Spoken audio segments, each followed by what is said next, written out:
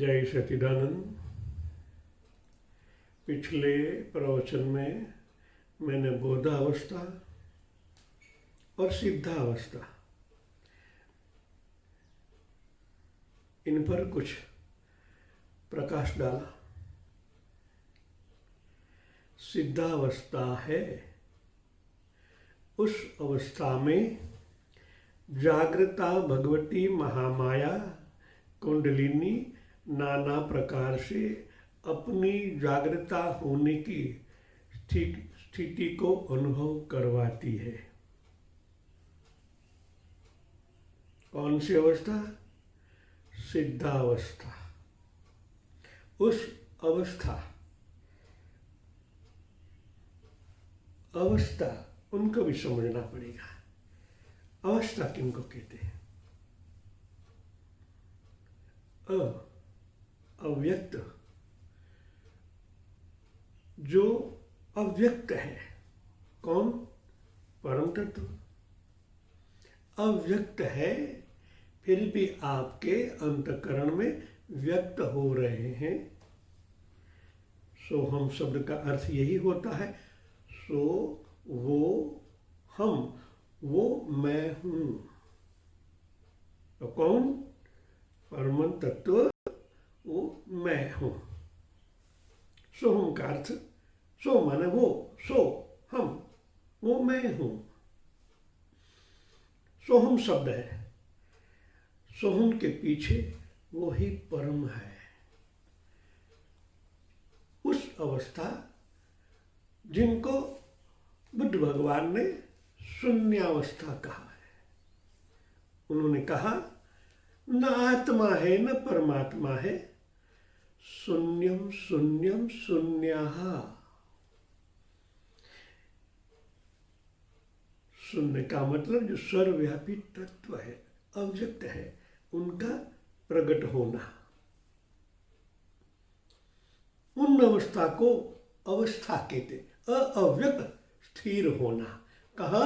हमारे अंतर जगत में स्थिर होना, उनको अवस्था कहते हैं। उस अवस्था में जागृता भगवती महामाया,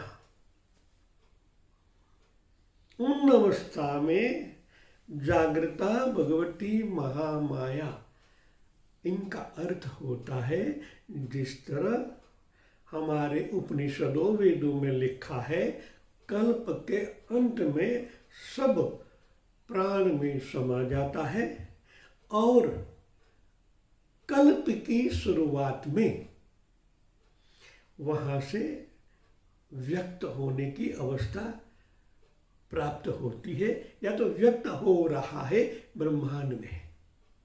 कल्प की शुरुआत में जो शून्यावस्था परमात्मा की है, उनके अंदर मां भगवती का प्रगटीकरण।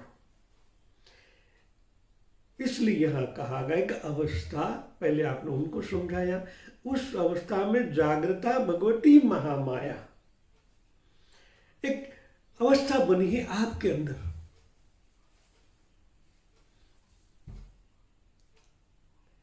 उनके अंदर जागृता माने परम पद के अंदर, परमात्मा के अंदर एक संकल्प से एक स्पंदनाएं जागृत होती है, एक प्रज्ञा का उद्भव होने लगता है। इसलिए यह जागृता शब्द का उपयोग कहा गया। एक से अनेक होने का संकल्प परमात्मा का है। संकल्प होने से जागृता प्रकट होती है। जिस तरह आगे बढ़े हुए साधक जब संकल्प करते हैं तो ऐसे करके जैसे संकल्प करते हैं तो ईथर में वो अवस्था प्रकट होती है। ईथर शून्यावस्था के अंदर आपका संकल्प से एक स्पंदनाएं जागृत होती है और प्राण तत्व जहां आप संकल्प करते हो वहां प्रकट होता है। तो इनको जागृता कहते हैं। आपका संकल्प स्पंदना से जहां आप जागृत करना चाहते हो वहां जागृत होता है। कौन? प्राण शक्ति। जागृत होने के बाद भगवती महामाया कहा। बहुत सोच समझकर इस शब्द का उपयोग कहा गया है।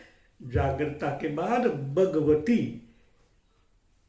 कुंडलिनी, महाकाली, माँ लक्ष्मी, माँ सरस्वती का उद्बोधन भगवती, अभी परमात्मा का आधा भाग आदि शक्ति।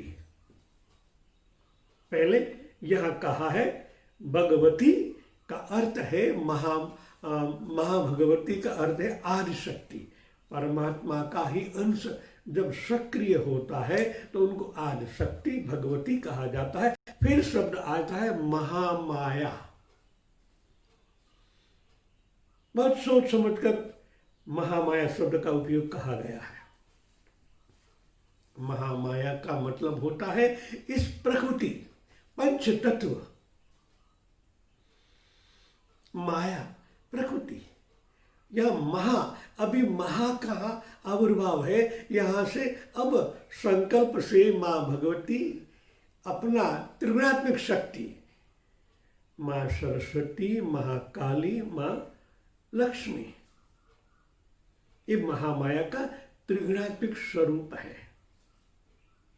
वो कुंडलिनी नाना प्रकार से अपने जागृता होने की स्थिति को अनुभव करवाती है। आप उनको तमोगुण, रजोगुण, सत्वगुण भी कह सकते हैं।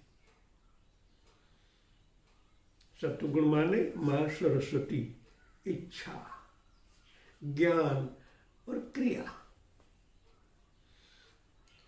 इनका आविर्भाव होना, कुंडलिनी शक्ति का नाना प्रकार से जागृता अवस्था में आना। और आगे भी कहूँगा, अभी इतना। जय सच्चिदानंद।